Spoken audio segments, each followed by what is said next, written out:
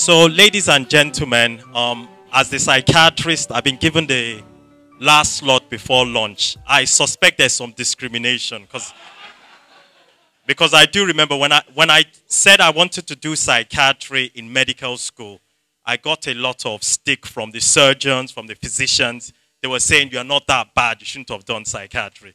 Okay.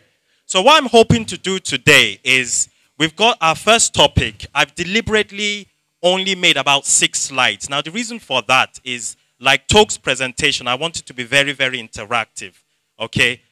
The topic I'm discussing today is about depression and anxiety in the context of cardiovascular disease. Now, I would argue that this is very, very important for a number of reasons. Dr. Johnson has spoken a lot about different studies, about stress tests, about using treadmills. There are a number of very, very interesting studies.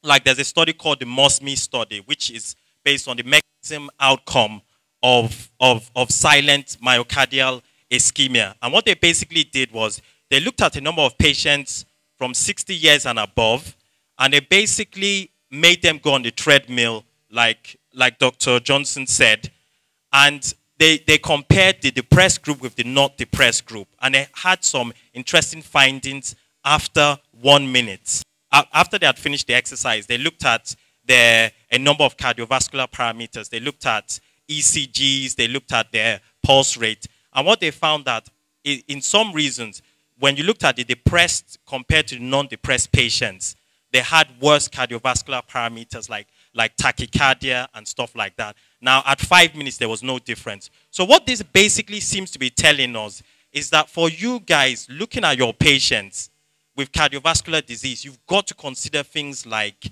depression and anxiety, because these can worsen your cardiovascular outcomes. Okay. Having said that, let's look about what depression and anxiety is. One good way of looking at depression and anxiety is seeing depression on a spectrum. What that means is there are going to be some situations where you feel depressed, but it's normal. It's a normal reaction to stressful events. There's sometimes you're going to feel anxious, like I feel anxious whenever Manchester United play. And then there's sometimes it's going to be pathological anxiety. So I want us to have a think together. What do you think is normal depression and anxiety? And what do you think is pathological anxiety and depression? What are the things you guys think we need to think about in making that distinction? Does anyone want to have a go?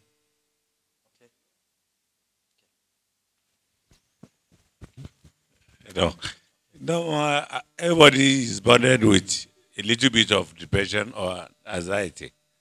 But the anxiety is such that we should not prolong unnecessarily. Prolong. Yes. Things will happen, get anxious about it, forget about it. Okay. Everybody is exposed to one form of depression or the other. Okay. Especially when you're on Lagos Road. Okay, absolutely. Yes. So once that comes, get annoyed and get over it. Okay. Yes. So basically what the gentleman has said is that when you're looking at the distinction between normal anxiety and depression versus pathological depression and anxiety, there's something about context, there's something about the severity of the symptoms, and there's something about a duration. So in psychiatry, when we're looking at making a diagnosis, because a lot of these are emotional disorders and they're on a spectrum, you're basically going to look at things like duration and the severity of symptoms, okay?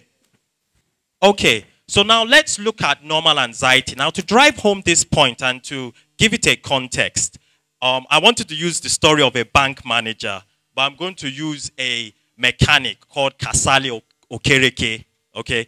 So we have Kasali Okereke, who's a 40-year-old successful mechanic, okay? He's so successful that he can afford to have 2 wives, you understand?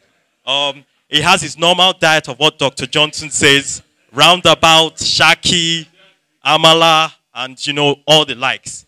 Now, after a few years, he develops a heart attack. Now, this really, really scares Kasali Okereke, and he ends up in your GP surgery. You understand?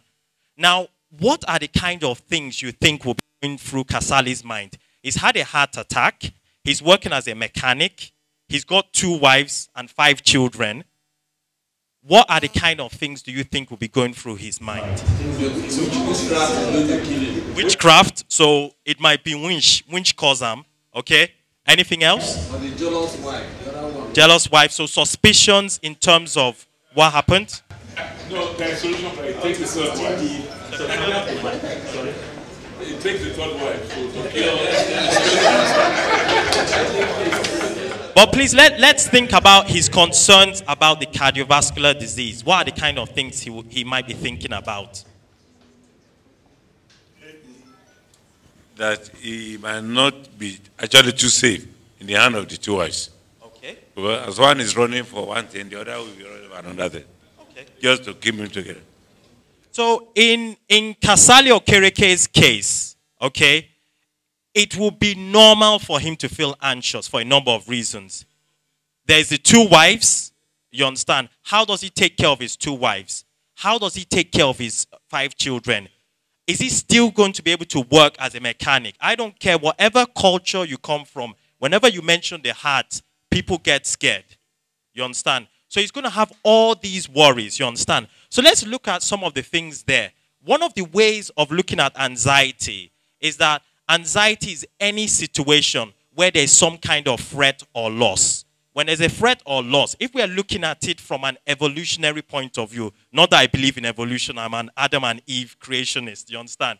But when people were under threat, what happens is they have a situation of either fighting or running away. In Kasali Okereke's case, he's got a situation of either saying, well, I've got to do something about this condition, I need to fight, or I need to run away from the situation. Now, what tends to happen, if you look at the neurobiology and neurotransmitters, one of the most important neurotransmitters there is noradrenaline. You understand? The catecholamines. Now, noradrenaline is produced, or the cell bodies are located in the locus ceruleus. So this is released. You understand? So you have noradrenaline released. The other important thing to basically think about is what's happening in terms of our neuroanatomy. Now, I never liked anatomy, you understand? But the important structures to think about are a structure called amygdala. The amygdala is a medial temporal structure. And basically what this is involved in is appraising the emotions, appraising the threats, and having some understanding. There's also the hippocampus. The hippocampus basically gives some context. So you look at what's causing the threat, how are my emotions, and then you compare it to something that's happened in the past. Well, in the past, I had a boil, but I didn't die. Now, if for any reason, any of those neurobiological structures are affected, it can lead to things like pathological anxiety. So I don't know, does that make sense so far? Okay. Now, I would say for any emotional disorder, you're looking at 3 main components. You're looking at cognitive. What is the pattern of thinking? So I would say get used to asking your patients if they've had a heart attack or if they're worried about something, what are you worried about? What are the thoughts going through your mind? Kasali is thinking, you know, who will feed my children? How man go chop? What about my wife? What about my pikin? Hey, I go die, oh. You know, those are the kind of thoughts going through his mind. At the same time, there might be physical symptoms. We've spoken about the catecholamines, noradrenaline. There's going to be things like palpitation. He might sweat. He might breathe quite fast and shallow. That leads to hypocapnia because he's blowing off the carbon dioxide. That could lead to dizziness, tremulousness, paresthesia. He could have all those kind of physical symptoms. And there's behavior. It might be that Kasali, now that he's feeling anxious, he might now be scared about going out, socializing with his friends. Maybe before he used to go to listen to Obesere. If you're a Yoruba Fuji guy from Ijebu-Ode like me, you know who Obesere is. You understand? He might not socialize. So there's an effect on his behavior. Now, there are different types of anxiety disorders, okay? And I would like to divide them into 3 main categories, you understand? You've got generalized anxiety disorder, you've got panic disorders, and phobic disorders, and let's say others. So let's say 4, okay? Now, what I'm going to do is, in psychiatry, to diagnose these conditions, we use Icd-10. Nigeria use Icd-10, most other places. Whereas in US and Canada, they use DSM-4. And basically, they're going to go to DSM-5, okay? Now, the thing to remember is that for generalized anxiety disorder, again, this is pathological illness-like anxiety. So for generalized anxiety disorder, what you have is the anxiety is there most of the time. That's one way of knowing. So it's pathological, it's there most of the time. For panic disorder, the anxiety is intermittent. It consists of mainly physical symptoms, but the anxiety is intermittent. That means essentially you have periods where you're completely free of anxiety. But the onset of the anxiety is unpredictable. You don't know when it's going to happen, okay? And for the phobic disorders, the anxiety is intermittent, but there's often something that triggers it, okay? And then we've got the other disorders, which we'll explain. So let's say generalized anxiety disorder. And to give it some context, what are the main features of generalized anxiety disorder? Now, the main features of generalized anxiety disorder are a description of things like free-floating anxiety. So the person feels anxious all the time. Most of the time, they feel anxious. There's no specific pattern. They're anxious when they're at home. They're anxious when they go out. They're anxious all the time. That's one. The other thing they have is worries. Now, let's take Kasali Okereke's case. In Kasali's case, he's worried about everything. He's worried about getting back to work. That is to be expected because there's a possibility he might not go back to work. But he might be worried about football. He might be worried about bills. He might be worried about very, very little things, which before he wasn't worried about. Then you have other symptoms like muscle tension. So people might have headaches. You know how sometimes you have patients come to your clinics where they complain about migrainous headaches. Well, don't forget to ask about anxiety symptoms because some of these are due to contractions of muscles like the temporal or mandibular muscles around that region, leading to things like headaches or migrainous-like headaches. You understand? And there might also be physical symptoms, like I said, like palpitation. Now, if you have all these symptoms for most days, for a number of months, then in that case, it's generalized anxiety disorder. Yes. In the case of Kasali Okereke, yes, the only approach that you can reduce is anxiety is to send away one of the wives. Because if the two wives are still there, if the two wives are still there, the cause so, Okay. Thank you. Okay. Okay, so someone has eloquently looked at what could perpetuate the anxiety. So definitely you need to look at it. But on a more serious note, some of these patients need to be treated. Because if you do not treat the generalized anxiety disorder, and I will discuss this in future in other presentations, you could actually worsen its prognosis. This candidate would not engage with cardiac rehabilitation, which could improve things. So bear that in mind. Now, for the panic disorder is a very important differential for chest pains and for things that appear like a heart attack. So more often than not, the patient would describe having discrete episodes, where they have symptoms like palpitations, like sweating, dizziness. They breathe very, very fast. So like I said earlier, they're blowing off their carbon dioxide, which leads to dizziness, which leads to, and they get very, very tremulous, you understand? And an insensing sense of doom, like something is going to happen, like they're going to die. And more often than not, patients describe it as heart attack. Now, why is this important?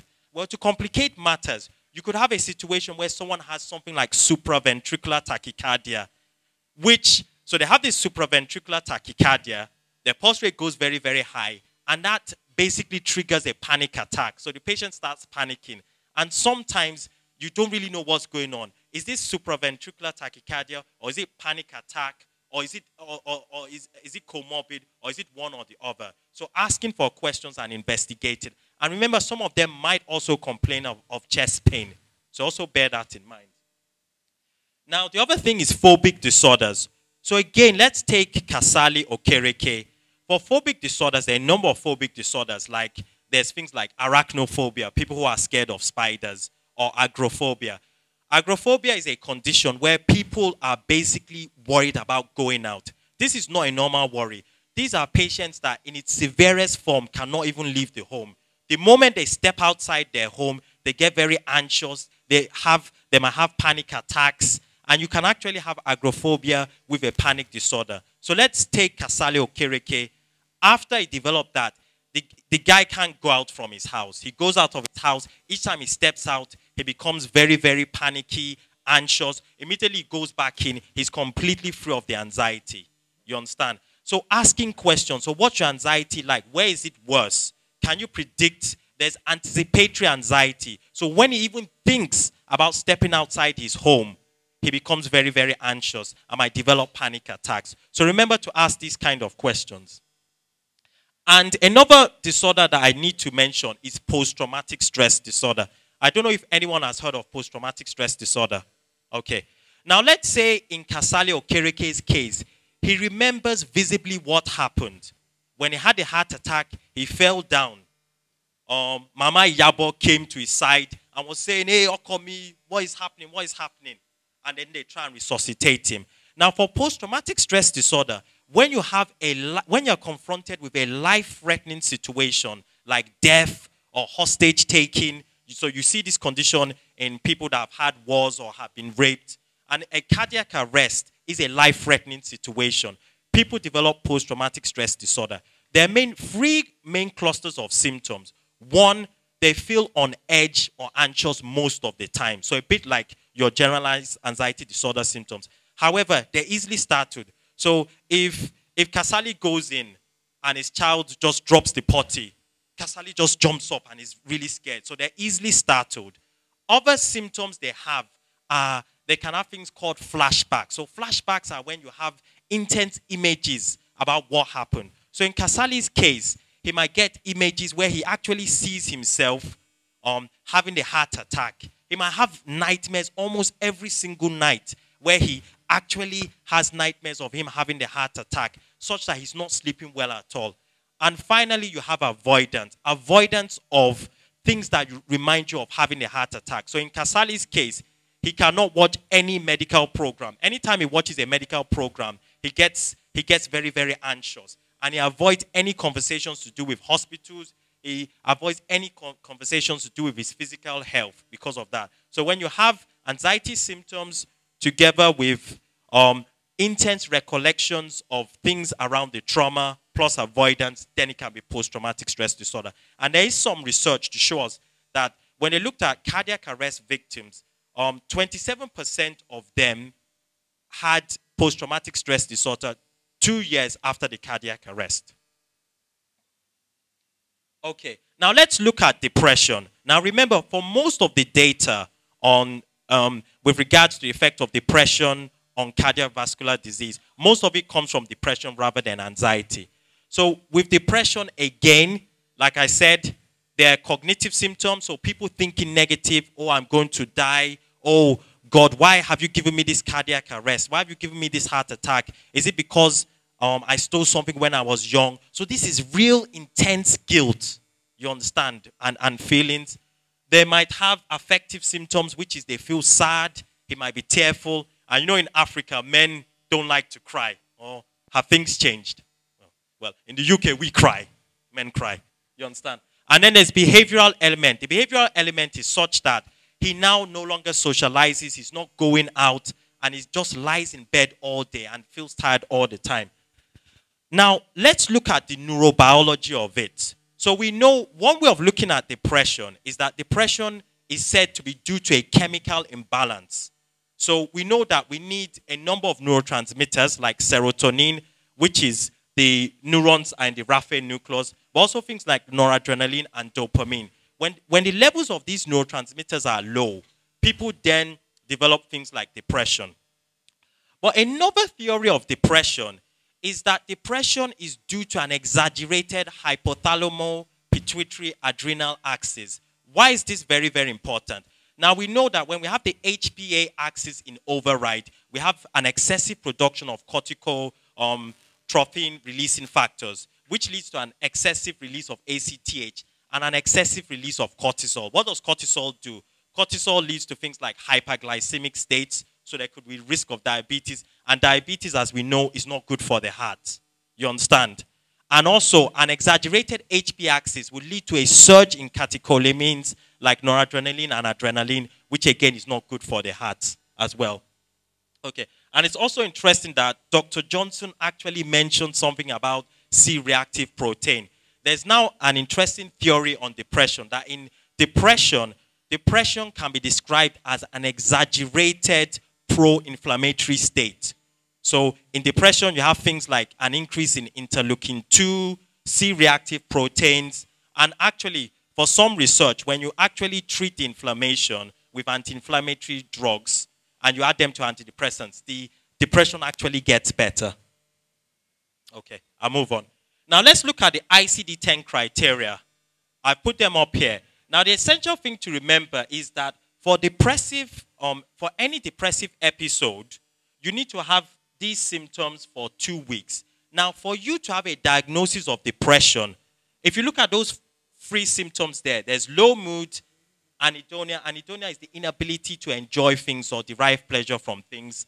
And then there's tiredness. You need at least 2 of those symptoms present and at least 2 in the other symptoms.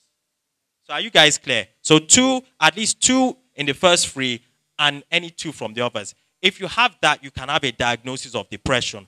So technically, what that tells us is that you can actually make a diagnosis of clinical depression even if the person doesn't tell you that they're depressed.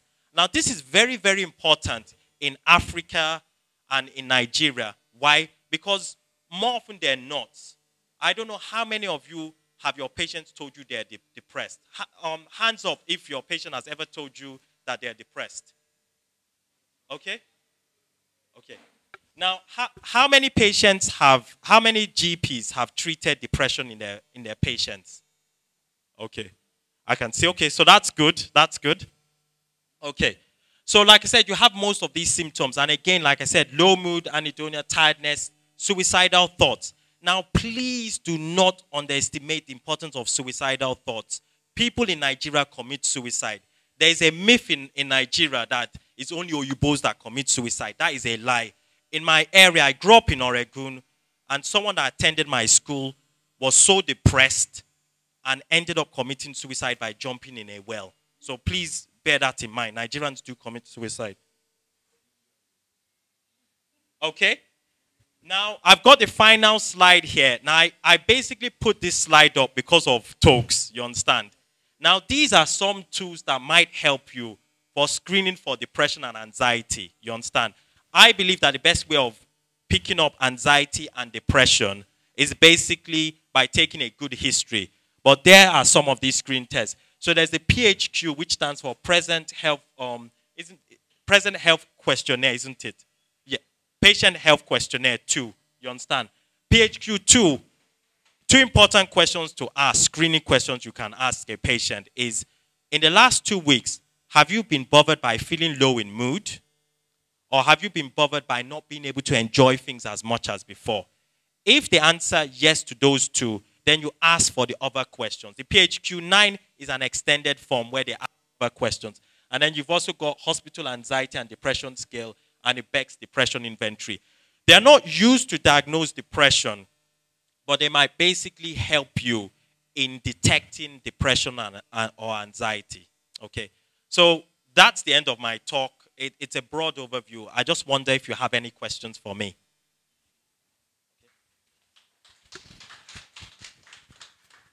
Thank you for your lecture. It's very interesting. But there's one thing I want to ask you. Element of fear. Yes. You refuse to lay emphasis on it. Either in depression or in anxiety. I think element of fear has a very serious role to play. Okay. Fear, yes. Yes. So can I answer his question? There's another guy there. But let me answer. Yes, you are very right that fear does have an element, particularly in phobias. But remember, I did mention that in things like panic disorder, you can have an impending sense of doom. So you know how we have some, I remember that when my grandmother was getting elderly, she passed away a few years ago. I do suspect there was some element of depression. She was actually terrified about dying. And it's one thing to say, well, I might die, but it's another thing being totally consumed about it. And sometimes when patients present with these sorts of things, it can be as a result of them being depressed or being very, very anxious. But also remember, in Kasali's case, after a heart attack, you will have those symptoms. But it's when it totally consumes you, and in the DSM-4, they lay emphasis of when there's an impact on day-to-day function. So when you have your patients who've had a heart attack, and like Dr. Johnson said, you've given them, say, maybe like 6 weeks off where you are saying, okay, no sex, no strenuous exercise. And after 6 weeks, the man is still, they're still not having any enjoyment in sex, or they're still not carrying out their day-to-day activities. And when you've done your ECG findings and you've physically examined them, they're still not making the progress. Please think about depression and anxiety. And I do really want to emphasize that you guys in the room will have a key role to play, because most patients are not going to go to Arrow Neuropsychiatric Hospital or to Yaba Neuropsychiatric Hospital. So you've got to think about that. Hello. Yes, thanks very much. You didn't say much about somatization of symptoms or somatization of anxiety.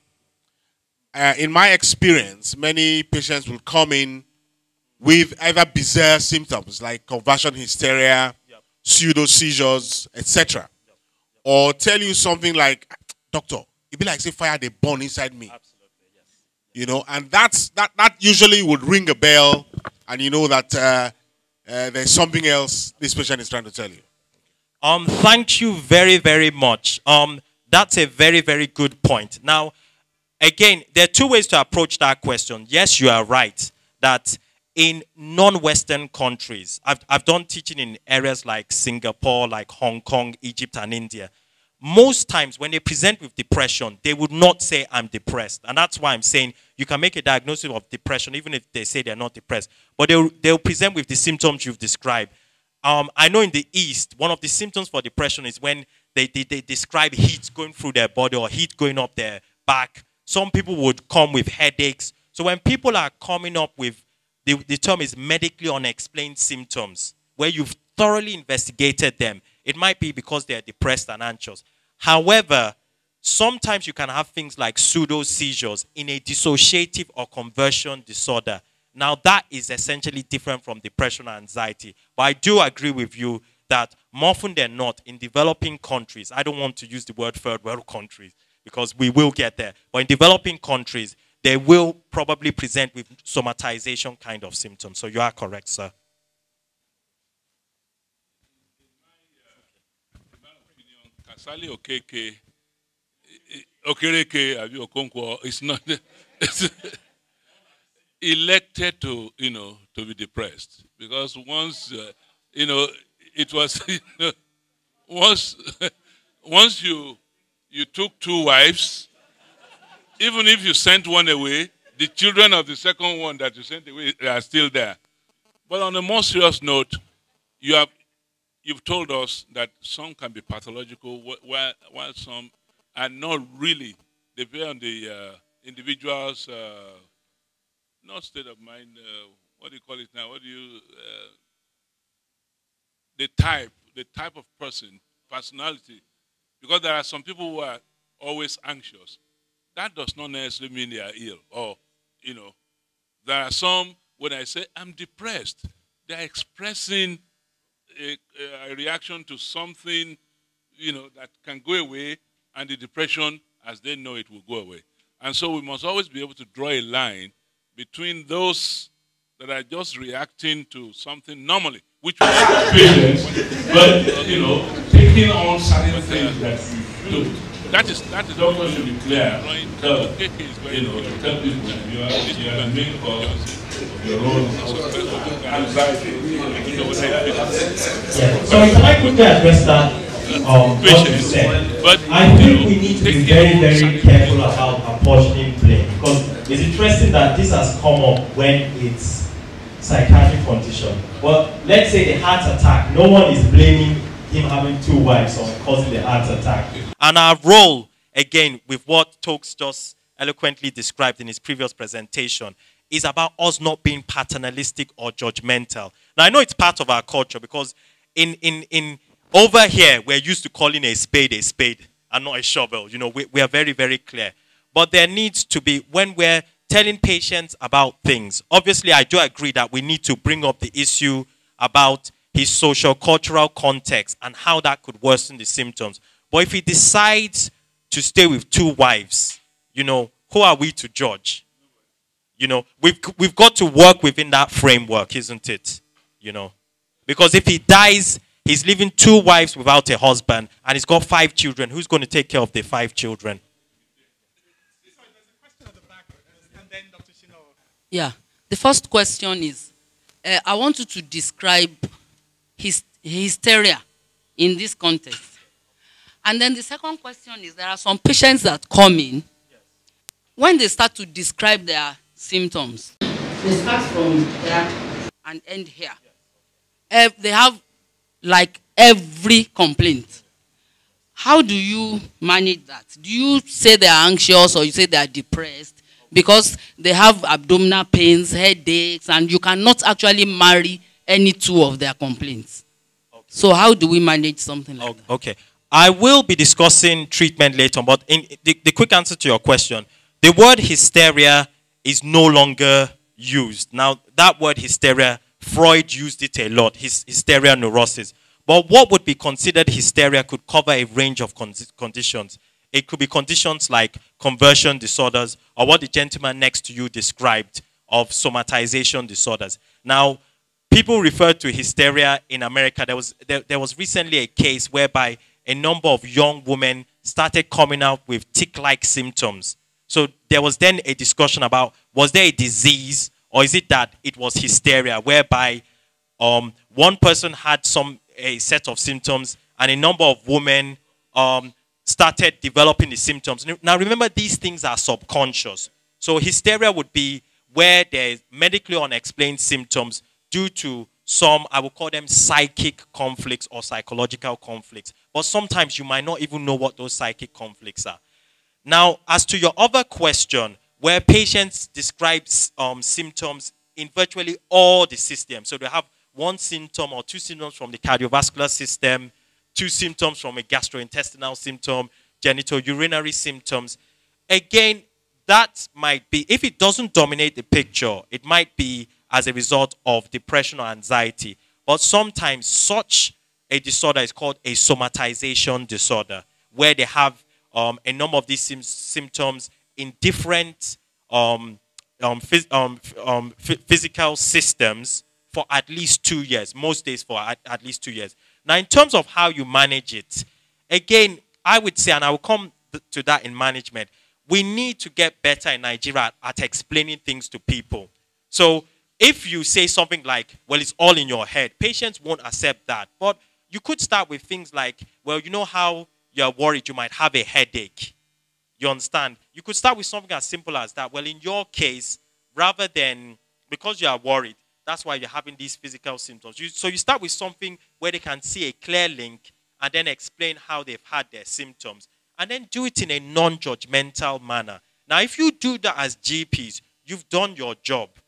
Even in the patient we said, Kasali Okereke might come up with multiple symptoms after that. Because that's the trigger. It's a life event. It's a psychological conflict which causes all these other symptoms, apparent symptoms in different systems. So you can't explain, look, you've had a very stressful, traumatic event. You had a cardiac arrest. You almost lost your life. So it's not surprising that you are really worried about having other physical symptoms. So getting used to good explanations. And just one thing, if you want examples of patient material to a well-educated person, there's the Royal College of Psychiatry. They've got, under the information leaflet section, they've got very good explanations for depression, very, very good explanations for post-traumatic stress disorder, anxiety. Obviously, that is for a Eurocentric population. But you can have a read through those leaflets, and we need to find our local ways of describing these symptoms. First of all, let me just react to what my brother said, Dr. Eboshonaya. I know he has a dose of comedy in most of the things he says. I'm sure he really didn't mean them. The ICD classification, it's a good modulator in arriving at this diagnosis. And you can't really model the diagnosis between a pathological and a non-pathological one, because if you follow the criteria in the classification, it goes and gives you the diagnosis straight. I want to add it, that WONCA, I don't know if anybody knows what is WONCA. He knows WONCA. WONCA is World Organization of Family Doctors. I'm the African regional president of that. We have a primary care classification, which is called ICPC-2. You know, ICPC in mental health and primary care. And it's a very good diagnostic tool. I have quite a number of things I can share with people, and some cutoff that if anybody is interested. If you have a case of mental case in primary care, you can use the ICPC to make your diagnosis in conjunction with the ICD-10. So, and then finally, I want to share your guidance and comment on the happening in South Africa about a fortnight ago about the double amputee who shot the girlfriend. And you see this scenario. I've listened to that comment on CNN several times. I've not seen the motive, you know. And even most of the ravers, that's the girlfriend, friends, say, oh, they are great lovers. We've never seen them disagree, except one crazy elderly woman, you know, about 1,200 meters away, say, oh, they were fighting that night. So what would make someone who had not quarreled with the lady would just take a gun and shoot? I think it was an anxiety case of robbery, nothing else. Okay, so regarding the second issue of Oscar Pistorius, I would say I don't want to speculate because this doesn't fall under the remit of that. But if you want my personal views about that at lunch, please, we can have a discussion about that. But in terms of the what did you call it? ICP-2? Yes. All I would just say is with tools, because I know GPs are big fans of PHQ-2 and all these screening tools, is I would say whatever screening tool you use should be a guide. Remember, we've got our clinical things. Now, when Dr. Johnson was describing taking a history of chest pain, you know how he said having that clinical expertise, that when a patient says sharp, asking, what do you mean? In psychiatry, taking the history for psychiatric conditions is a bit the same. So when someone says they're depressed, what do you mean by depressed? You know, then they give you an explanation. Do you mean sad? How sad? If you were to rate it on a scale of 0 to 10, where 10 is your normal mood and 0 is as low as you can imagine being, what's your mood like? In a typical day, what proportion of the day, if you say 2 over 10, what proportion of the day would your mood be 2 over 10? So I always believe those tools are helpful, provided we don't do away with our good clinical skills of asking questions and almost being like detectives to tease out the symptoms. Because if you're just asking, do you feel low in mood? Yes. Are you able to enjoy things? No. You would diagnose almost everyone with depression. So I think there's one more question. My question actually has to do with what you've already started answering. Sadness and depression. You have a spectrum which you define sadness. Where do you cut the line and begin to consider it depression? Many patients, because of an event, an unfortunate event, can be sad. But then where do you actually cut the line and say, this is depression? Yeah. I'm happy you asked that question because it's a very important question. There's this whole thing in psychiatry now about pathologizing normal behavior. So there's a whole thing about ADHD kids. Are they just active, happy kids? You understand? Is sadness being made to or said to be depression? And that is why I would say if you take a careful history, like I said, not just asking, are you feeling low in mood? A good, thorough history would tease out what's pathological and what's not. Now, sometimes it's not very easy. So in Kasali's case, if he had those symptoms straight after the cardiac arrest and he was depressed for 2 weeks, you might say, well, let's just give him 4 weeks with good explanations, with support. Let's see if he comes out of it. So there is an opportunity to wait and see, watchful waiting and seeing. But obviously, if he's feeling suicidal and it's glaringly obvious, then that's clear, really. So I hope that answers your question. And remember, in DSM-4, they're particularly hot on the impact of the disorder on day-to-day functioning. So if the mood is affecting their day-to-day functioning and you've teased that out with a good thorough history, then it's likely to be clinical depression. Just before we take the final question before lunch, can I just say that Kasali Okereke will be in my consulting room tomorrow? What I mean by that, really, is that Kasali Okereke here will be the patient when we do a role play tomorrow, the 10-minute GP consultation. We will attempt to tease out all of these differentials and arrive at a management plan that will tie together the psychiatry and the cardiovascular of everything we've been talking about. Okay. Thank you very much. Actually, mine is a practical experience that's actually giving me a headache. Maybe we can share it, and maybe that might give me a solution to my problems. This is a 63-year-old man, dated back to 1993. He had about 5 houses, but he had a sexual relationship with his concubine. So there he developed STI, which he treated in a chemist. But he had post-urethritis. After the treatment, he had recurrent discharge, which to me was normal. We did all the urethral swab and everything. It came out negative. But this man still believed he had this problem. Each time that he moves around all the body, and if he wakes up and he sees little secretion from the penis, it becomes a problem. He runs to the clinic. I tried to counsel him severally. He refused. But there is a terrible man at cement bus stop there. He goes there and that man will prescribe it. He will tell me it is staphylococcus. That he doesn't go on time. Honestly, the man sold 2 houses because of this. Despite all my counseling, everything fell to his death. At a certain stage, I got frustrated and I referred him to Lut because he refused to go to Yaba for counseling. I thought Lut is a very good place. So I referred him to Lut. But unfortunately, either he got frustrated or anything. He said he drove him out of Lut. There is no antibiotic on earth that this man has not used. Out of personal prescription and everything. And I saw the barrage of antibiotics given to him at Lut. Eventually, he came back to me after about 7 years. He said, Doctor, okay, you're convinced. Do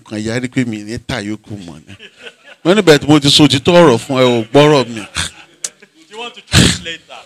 So the problem is that I have failed in counseling this patient. He doesn't have problems.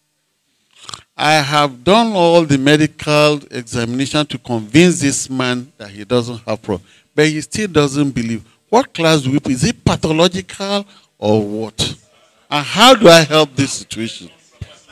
Okay. Okay, well, I mean, again, that's a very good example in which you've illustrated.